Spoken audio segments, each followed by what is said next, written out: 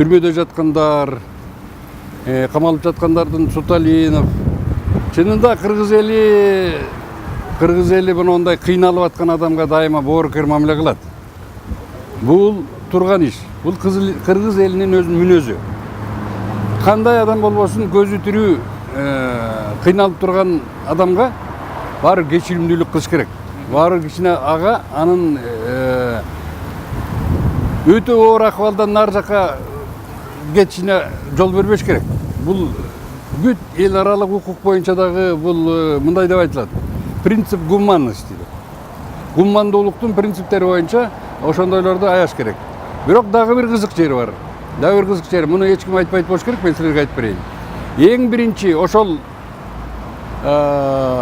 бийликтин учурунда ошол бийликке иштеп, кармалып турам деп туруп, жанантип элге мынтип кол башын көргөзүп, анан кийин элдин боз үйүн сындырып, талаада иш кылышпадыбы? Ногойбаев, Болот Ногойбаев деген да бир генерал ошо тиги аянттагы жанагы оппозицияда турган элдер боз үй тиксе, ошонун боз үйсүн сындырткан. Мына ал жигит дагы аяк жагы жакшы болгон жок. Ошондой болуп, жана Суталиновдой болуп туруп анан өтүп кетип калды. Дагы талашта оппозиция болуп атса, мен тынчтан буларды талкалайм деди эле. Молдобуза Коңгойтиевди көк эле койдой союп, жана жаш балдар сабап салыптыр. Бул балдар эле эмес, бул наказанияны жалаң эле эл кылып аткан жок.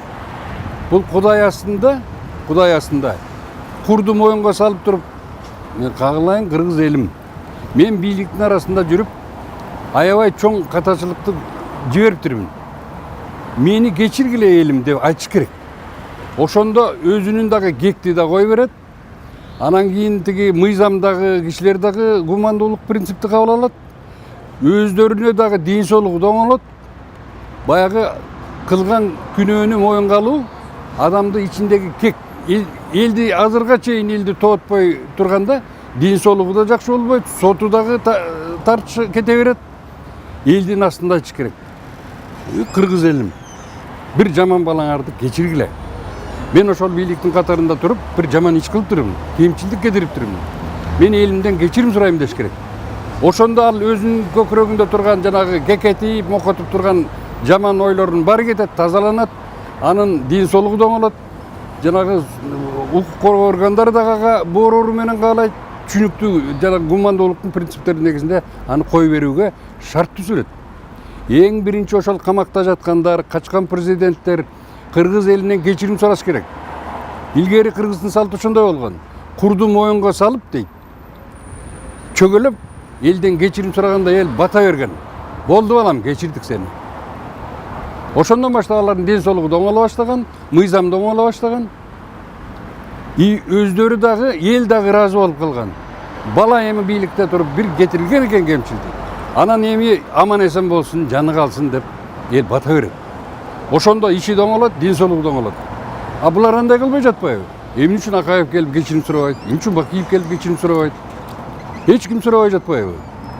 Бардык президенттер, мынакей Атамбаев, Сооронбаев болсо дагы, Жээнбеков болсо дагы, эгер кемчилик кетирсе, булар элдин астынан кечирим сураш керек. Ошондо иштери да кетет, укук коргоо органдары да буларга жакшы мамиле кылат.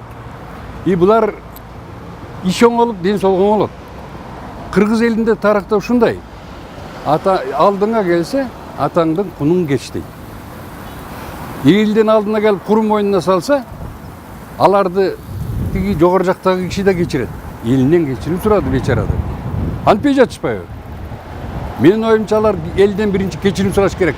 А укук коргоо органдары ошолорду эске алып туруп, анан кийин жана гумандуу принцип менен буларды үйүнө чыгарып коюш керек. Тирүү көзү жылтырап турган кыргыздын бир жигити ада эле. Эмне иш кылды, аны соттор аныктайт. Биз билбейбиз. Аны туурабы, чынбы, калппы. Бирок кыргыз элинин астынан кечирим сураш керек. Ошондо алардын иши оңолот.